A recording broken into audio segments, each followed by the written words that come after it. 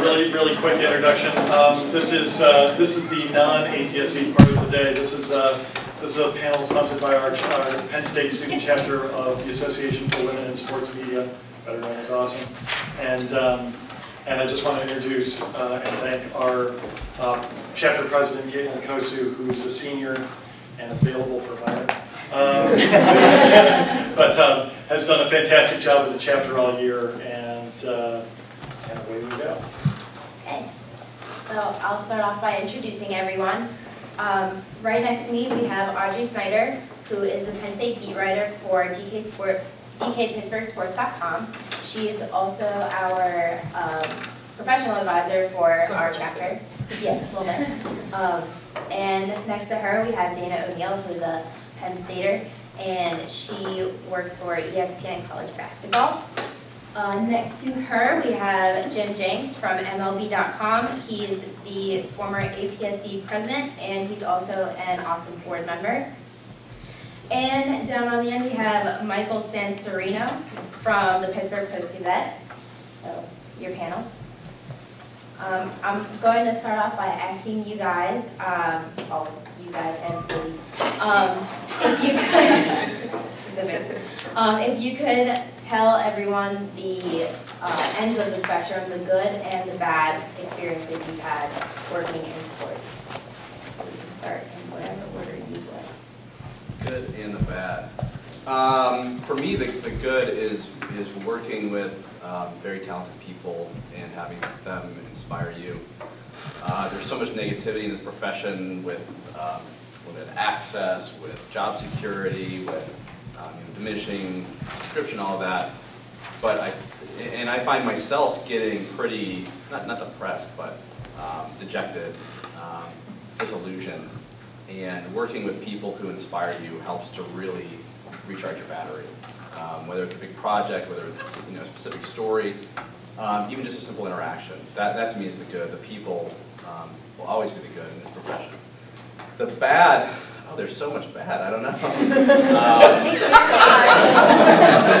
kids. But I will say this: the good always outweighs the bad. Otherwise, why would we be here? I mean, what other profession has so much bad going for it, yet so many people passionate about it? And that, to me, is what sticks with me. For me, it's been 30 plus years on the good side of working in a newspaper business, and then finding the internet, working in broadcast, and basically the only part of it I really haven't worked in is in talk radio. And at this point I don't think that'll happen. But the good part is just putting all the experiences together. And now, as I look, not too far distant future, the retirement is what I call the give back. Being on the board of AWSM, having served as president of APSE, and working with young people, especially students, and helping them get into the business. So I would say that's been my good. The bad was just one day, January 2nd, 2006, when I was told I had to lay off people while I was at Disney World with my family. And I'm sitting there thinking, I'm on vacation, and how bad is it, to me personally? I have to do it, and you have to just quickly reload and say, I am changing these people's lives forever.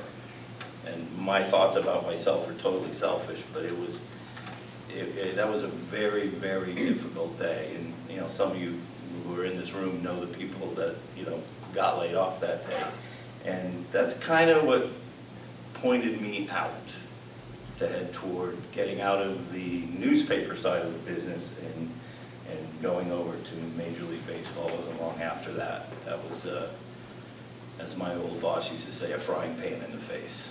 So that was the bad. And on that note, the good for me is very simple. I love my job. I love what I do. I wake up every day and I like what I do for a living. And I think when you can put your head on the pillow at night and you can say that, it's been a really good day. I've always loved to write. It doesn't stress me out. It relaxes me. I've always liked to talk to people. I'm inquisitive. I'm nosy.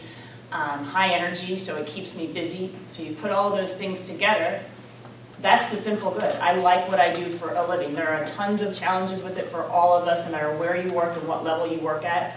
And so sometimes those things can be difficult, but when I try and I take myself out of it, I'm sitting there saying, wait, I'm sitting at a college basketball game or someplace else or a horse race, wherever I'm going, and I get to talk to these people and write about it.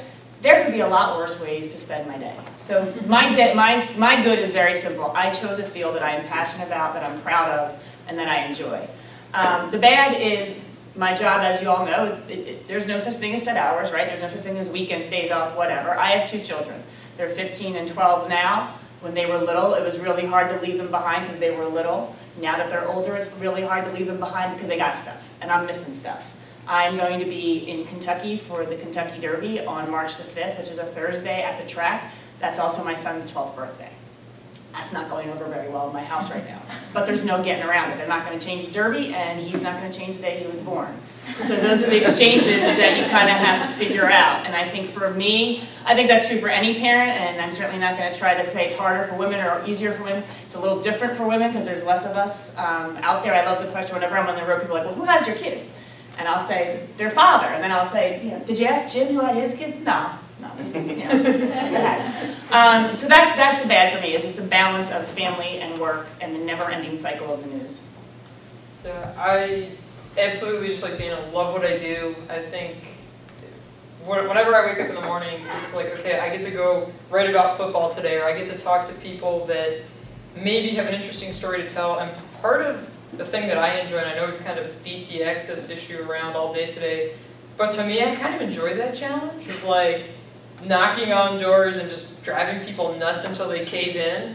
But for whatever reason, to me, it's like not nearly as fun. Where you can just walk into a clubhouse or a locker room and the people are there. Where here, they really make you work for it, so I think that's super rewarding, and that's what I love. But yeah, the bad part, the hours are just can be really crazy. Just wrapped up spring ball now, and so the last 2 weeks, I feel like it's been really pretty much a grind, a lot of long days. But it totally, the good for me way outweighs the bad. My next question is for the gentleman. In the past, let's say, 5 to 10 years, do you think that more females are applying for sports positions, specifically sports positions, and yes or no? And then also, are your organizations doing anything to help them or to benefit females in sports? I honestly can't really speak to the first part of the question. I've been sports editor since January. So I've had 1 set of intern applications. So I can base it off of that. I had 15 applications turned over to me from our intern coordinator. I had 1 woman. And so to me, it's not, that to me is more indicative of the reach of our internship program and how we recruit people, how we let them know, and less about women in the field, because I know there are a lot of women in the field who are passionate, a lot of college students who would love to have an internship at our paper, and the fact that we only have 1 says more about us than it does about them. I can say absolutely. There's more resumes now coming in from females, women in the industry. For us, you know, at Major League Baseball, the industry has grown when you look at, you know, all of the social aspects of it, as well as, you know, the broadcast end of it and the print end of it. So when the resumes come across, you identify through paper, okay, that's a female. That's probably the only point where I'm seeing that now. When I get into the resume, I'm not looking at that. I'm looking at the, you know, the content of the resume, primarily the professional experience. And I'll offer this tidbit. If you're applying to me, don't list Penn State at the top. I want to see where you've interned and where your professional experience is. And you should have some by the time you graduate. If you don't, and you're underclassmen, go get some. And I go from there. And, you know, I think I have a pretty good hiring record with hiring women. My last 2 hires have been women, and that's based on strictly on resume, not any kind of need or quota or any other athletes, and those were the best resumes. And I hired one young lady, and this is incentive for you folks, the students in the room, one day after graduation. And when I made the offer to her, it was contingent on the fact that she start one day after graduation, because I needed the person right away. If you're interested in going backpacking around Europe, you can call me when you get back, but this job won't be available. So, yeah, the resume is what tells the story. It's not the male, female, or diverse, other diversity anymore. It really is the candidate. My next question is for Dana and Audrey. Well, it's not really a question, I guess. Talk to us about Twitter. We'll have people next weekend. Just how awful can it get? Advice for how to deal with how awful that it gets, stuff like that. I mean, you're always going to get those people that you're going to get the comments of, or even in person too, that, oh, well, you're in a locker room, you must enjoy that. It's like, really? I'm here to do my job. Or, oh, it must be super awkward for you in the locker room. I don't know, I don't think the dudes find this to be like totally cool either. That definitely carries over to social media, where you get people that will say that. Or one of my favorite ones, when the people come at you on social media and ask you about something and say, well, how do you know that? You didn't play the sport. It's like, oh, here we go again. And my response to that always is, how many people do we have covering the government, covering politics, and how many the White House presidents? never president. Yeah, I mean, to me, it's just kind of, it's insane, but that we hear that, but I know our male colleagues don't. And I could look down the press box and tell you, well, I know this guy didn't play football, that guy didn't play football, that one didn't, but you're going to come at me. So I just, yeah. I think it's vile. And a lot of times I've been called the C word, the W, a whore, a bitch. I can go on and on, simply because I wrote something about a team that a fan didn't like. Nothing personal, nothing outlandish. I might have actually said they played poorly. I have learned, at first I used to just kind of take it and be like, whatever, I don't know what to do with this. And in the beginning, my friend Pete Thamel said, that person was walking down the street, would you deal with them? I said, no. I said, block them. So I probably block 25 people a day, and that's not an exaggeration.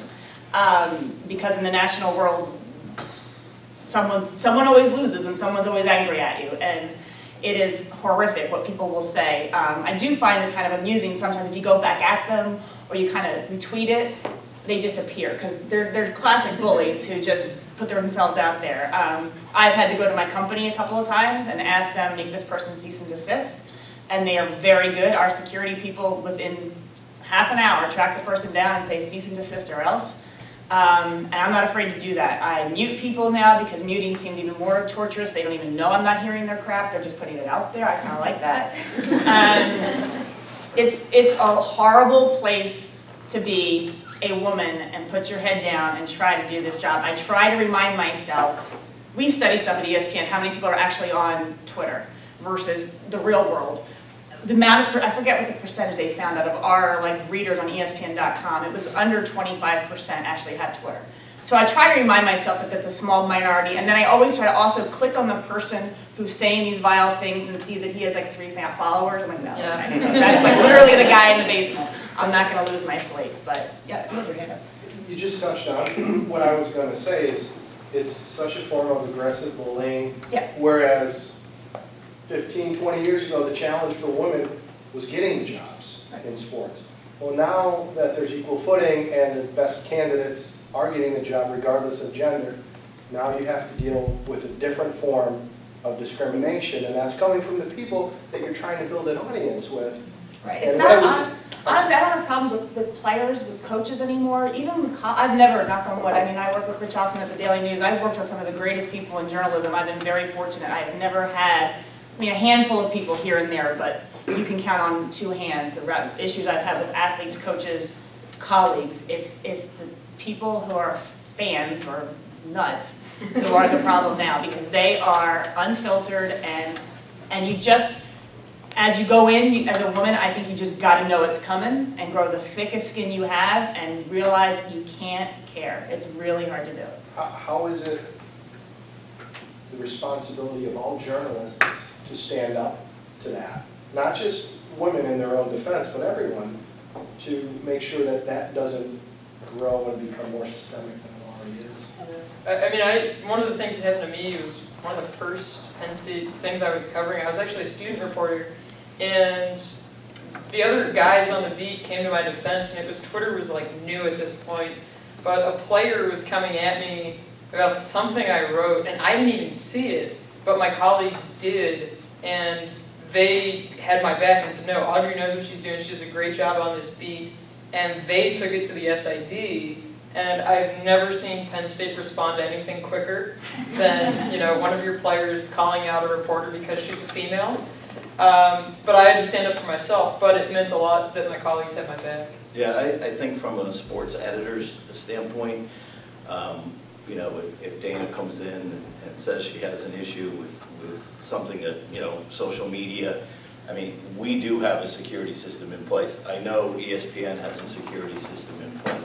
And it's like the old days when, you know, right after the Anita Hill, it's interesting, you know, because the movie, you know, just came out last night.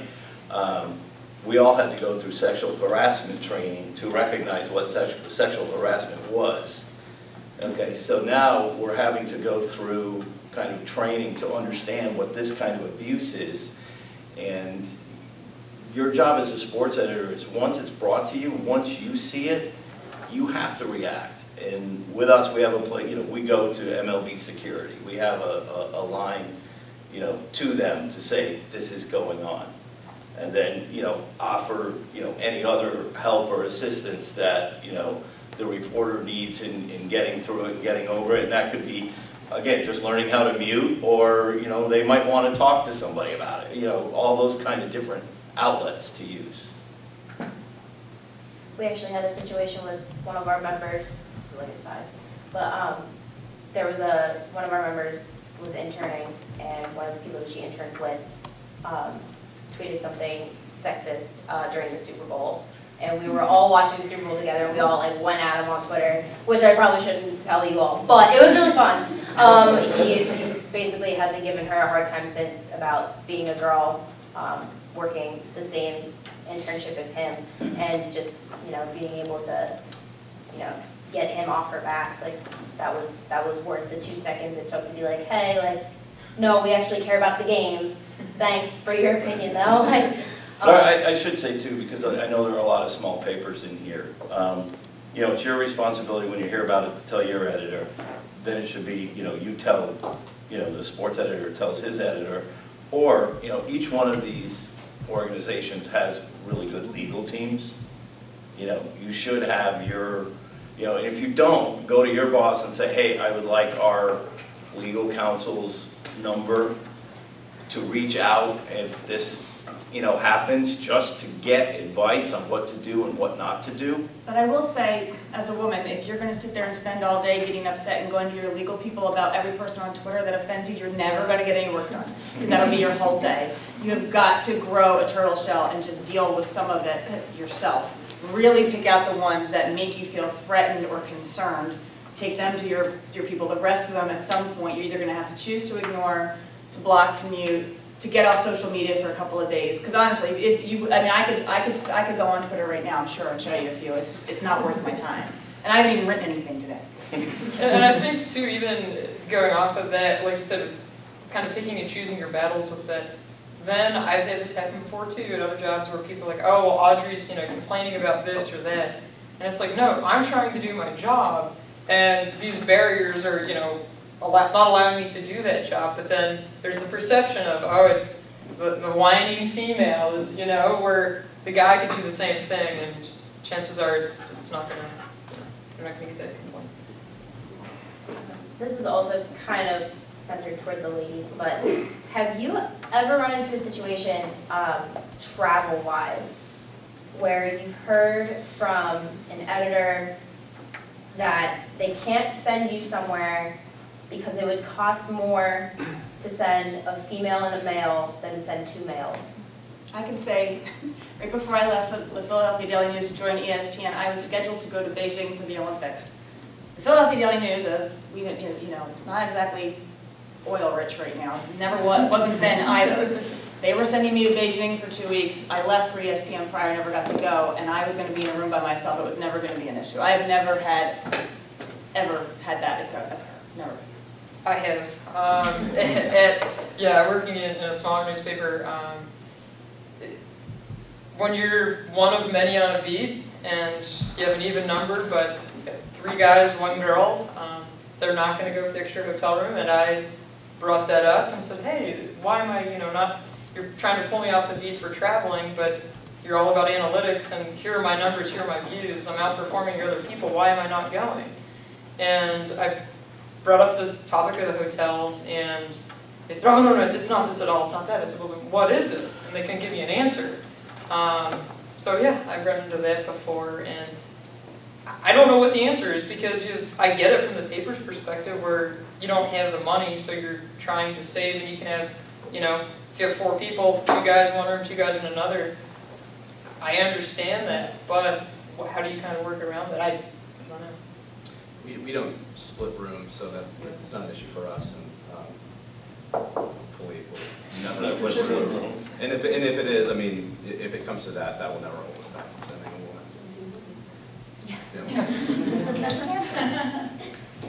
woman. So this one's just for Dana.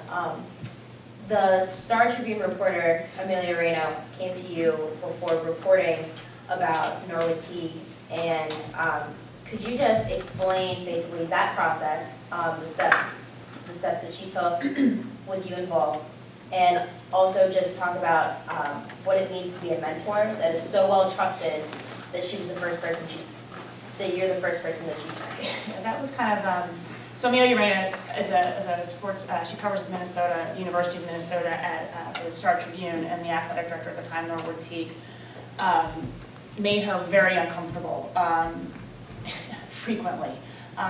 She had agreed to go out to drinks with him for work purposes, and to do an interview, and it got uncomfortable a couple of times there, and so she stopped. She never did the drink thing again, and he would text her in the middle of the night when she was not with him for any cause, and just very uncomfortable things, and she just didn't know what to do. She confided in a friend of hers, who's a mutual friend of ours, and he just said, I'm not the person you should be talking to, why don't you call Dana? So she called me and kind of laid it all out to me, and didn't know what to do. Like, she was concerned about 1,000 things. She was concerned about it continuing, obviously. She was concerned if she went to the paper, they would take her off the beat, and she didn't want that to happen. She was concerned about them not doing anything at the University of Minnesota. This was going to have to affect her ability to get information. She was concerned about her reputation, how people were going to interpret how she behaved, thousands of worries that everyone can understand. I told her that she needed to go directly to her human resources people at the Star Tribune and start there. And her sports editor, go to her sports editor first and then insist that they go to human resources. It was not that simple. They preferred that she try to first directly handle it herself, and I told her that was really bad. That this needs to be a paper trail, that this is not up to her to handle this. You're going at someone who's making you uncomfortable and telling them to cease and desist. And it took a long time before she got the wheels going where the paper would actually kind of speak on her behalf. It was, when I say we talked on the phone 15 times, that's probably an underestimate on how long it took her to actually get this process worked out. They did, in fact, say to her, do you want to switch beats? And she said, absolutely not. And then she called me, what do I do? I said, you say absolutely not. You haven't done a darn thing wrong. It's not your problem. I mean, hopefully this, this is why this can't just be between you and him. It needs to be to his superiors, because they need to understand how their athletic director is behaving and understand this is not acceptable for the University of Minnesota, which, by the way, has had enough problems to fill this freaking room. They probably might want to clean their act up occasionally. So, it was a train wreck of a mess. But to her credit, because she's young, I mean, she's under 30, she's very young to be dealing with all this stuff. She kind of put her head down and dealt with it and got a resolution. And then, on top of everything else, she said to me, I want to write about this. You think that's a good idea? And I said, I think if it's going to make you feel better and empower you, yes. But you are going to have to understand that for every 25 people that think you're great, there are going to be 2 that say, well, why did you go out to drink with the athletic director? because of course if her name was, you know, Adam Reno, he would be working his source really well. But because it's Amelia Reno, she's sleeping with somebody, because that's also the way the world works. So I just said, be prepared for the backlash. And there was some, but I will say it was minuscule comparatively to the good. And I was happy to do it. You know, I said to her, look, I said, this is why I advised her to go to the sports center. I said, this is not, I mean, I'm happy to help you and mentor you and all this, but this is beyond me. Like, you need, like, serious people involved here. So, you know, I was disappointed because I've known Norwood Teague for a long time when he was at VCU, and I was obviously disappointed in him, but I was impressed with her to have the wherewithal to say, you know, I think a lot of people her age probably would have just, you know, shut the phone down and ignored it and hoped it went away and maybe lost a few sources. And she took the bull by the horns and got it done and forced her paper to act, which they, like I said, they weren't in a hurry to do that, which I was pretty disappointed in. Does anyone have any questions?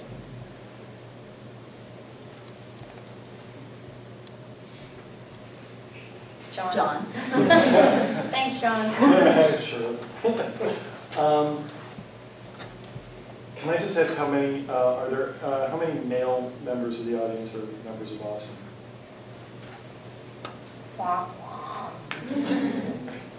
I want to suggest that people consider it because I have to say that it's quietly really perspective changing to be the faculty advisor for AWSM because you hearing actually how the other half lives.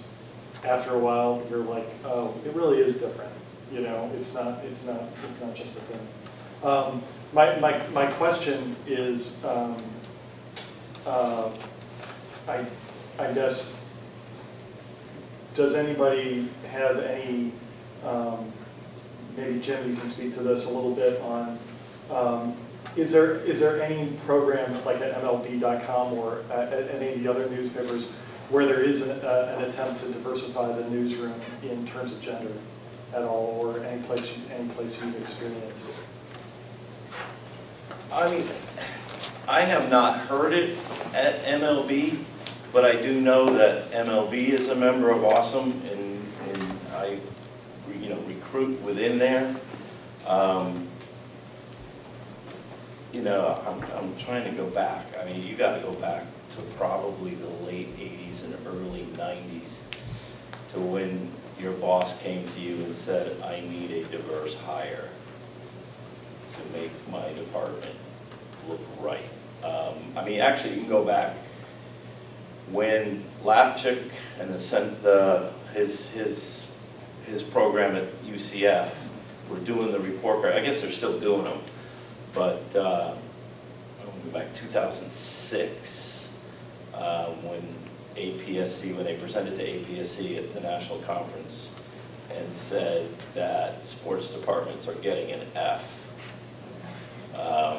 And I mean, honestly, look in this room today. We haven't improved all that much.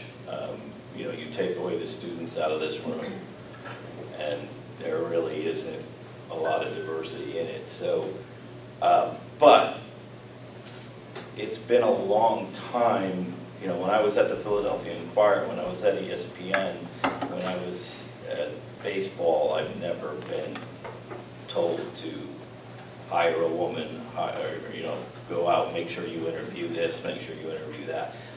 When you look within the walls of Major League Baseball, we are very, very diverse, especially on the female side. I would say too, as a woman, I don't want you to hire me because I'm a woman. Yeah. I've always said, I'm a female sports writer, I just want to be known as a sports writer who happens to be a woman. Yeah. I don't want you to define me as a woman sports writer. I'm a sports writer. So you, that's what we are. I happen to be a woman doing it. I don't want to be hired as someone's token hire. I want to earn it. And if I don't, then go hire whoever does. So I get almost offended by people who are looking to fill some quota system and thinking that they deserve to be there because they're a woman. No. You got to be good at what you do.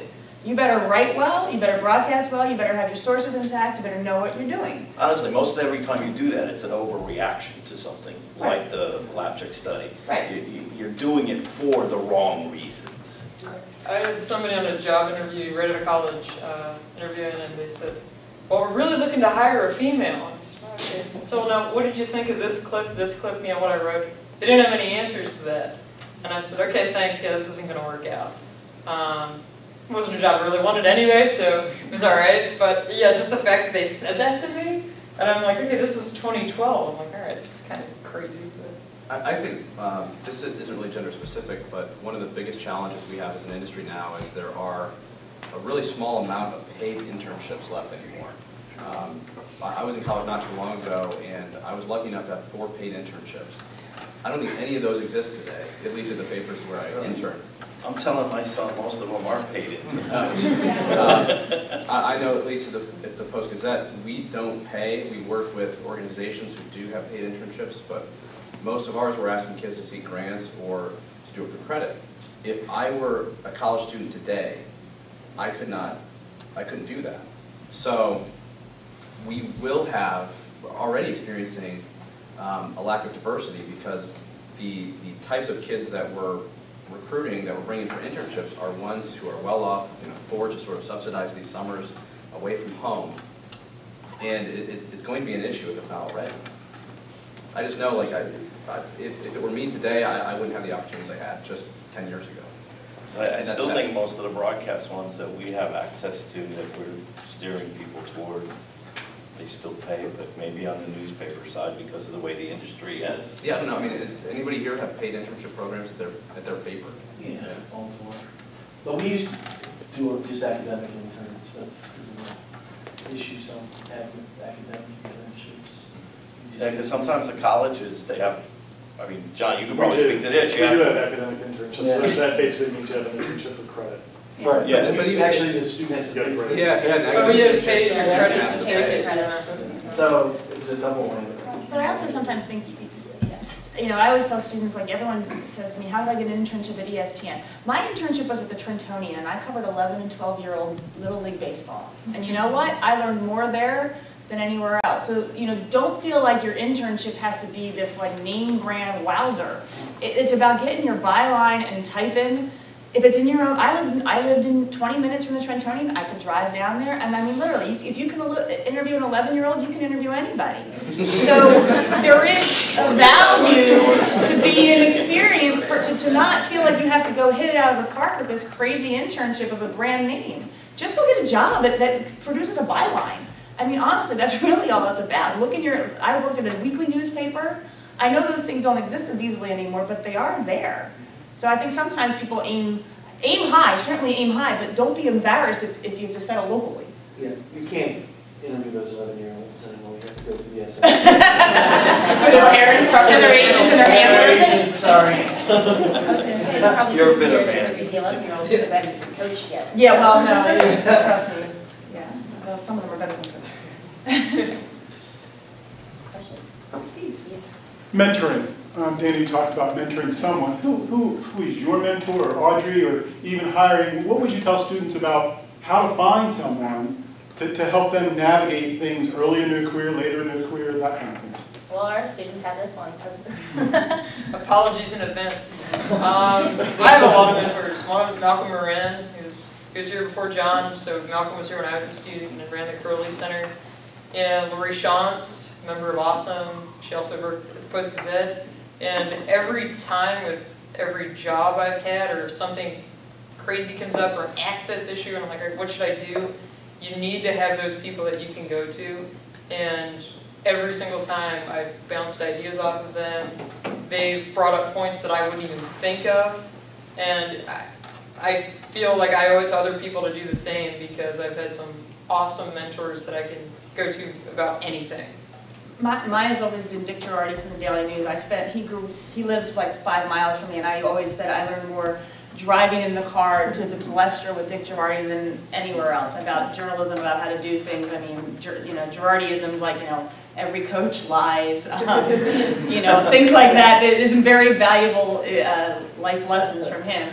How to become one or how to find one, I always tell students, if you're covering a Penn State football game at the Daily Collegian and you're in the press box and you see me or Ivan Maisel, or whoever my equivalent might be, just walk up and introduce yourself and say, I'm a student, talk to them for 5 minutes, ask if they'll give you your phone number. I give my email out. I just did a a Skype with the University of Alabama, I said, give them my email. If they have a question, call me, email me, I don't care.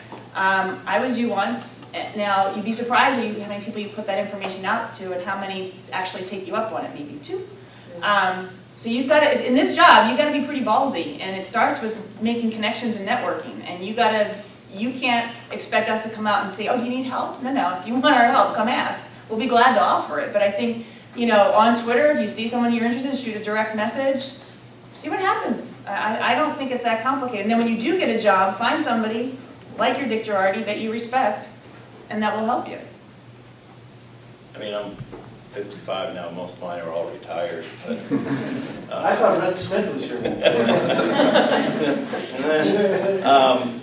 but I mean, I've had mentors in each of the different industries that I've worked in, and that, you know, with ESPN, it was Vince Doria, Peter Gammon's going way back when I wanted to be a baseball writer, a guy named Tommy Shea, Springfield newspapers in Springfield, Mass.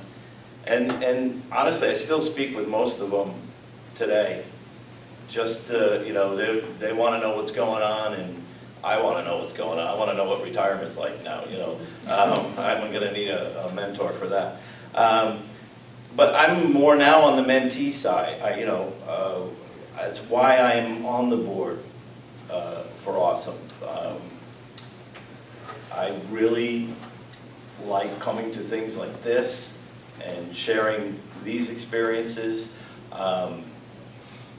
Working with the students here at Penn State, working with the students at Alabama, you mentioned them. I've been down there each of the last couple semesters.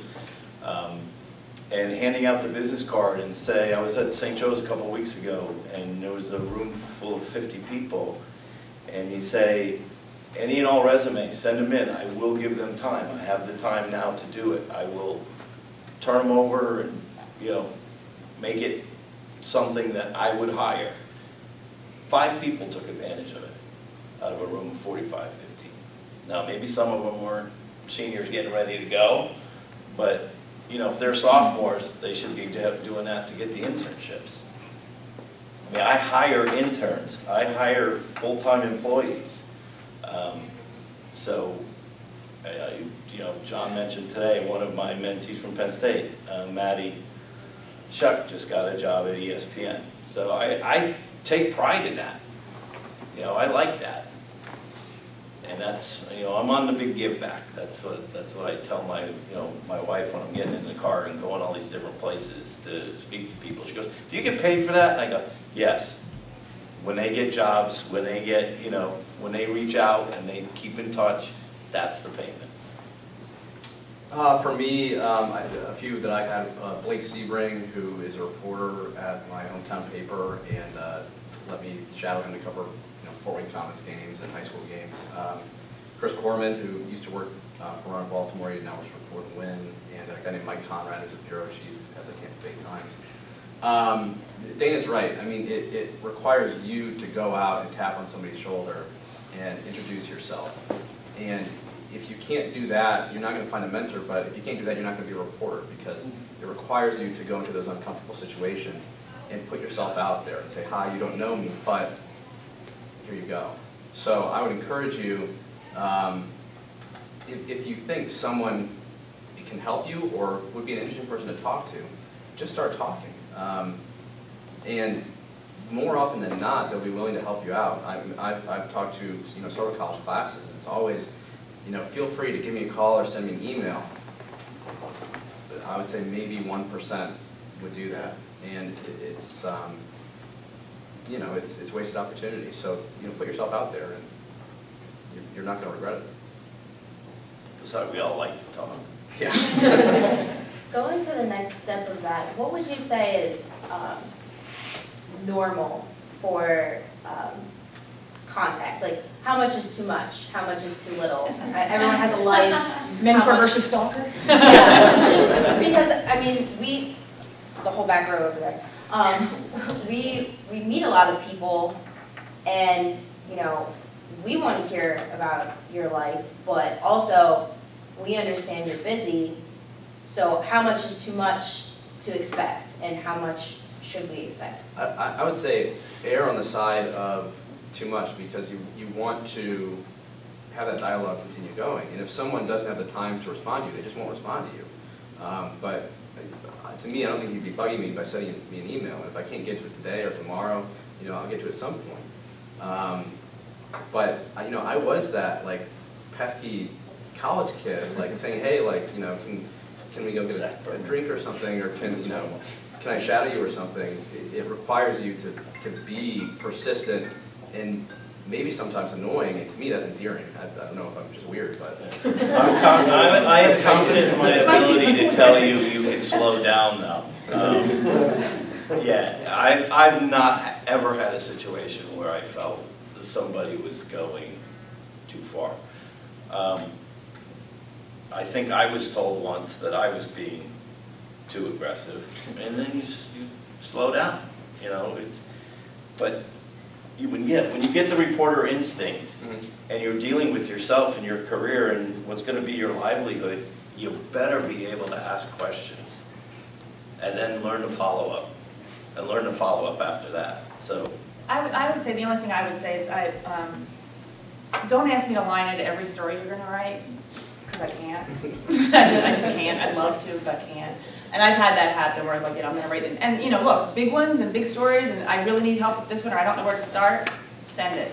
But like every single piece of 400 word, no, please don't. I just can't. And I'm Italian, so my guilt will make me respond to you and do it, even though I don't have time. But you do have to recognize. But I do think, I'm not going to ever be nasty to anybody, because I understand the interest and the concern and the passion. And to me, the last thing I ever would want to kill in a person in this job is passion. Because if you don't have a passion for this job, with the way the industry is, whatever, you can't do it. So I would never want to kill anyone's passion, that's for darn sure. The thing that drives me crazy, and it's not necessarily with mentors, it's when kids email you for projects because they need to interview you for their thing.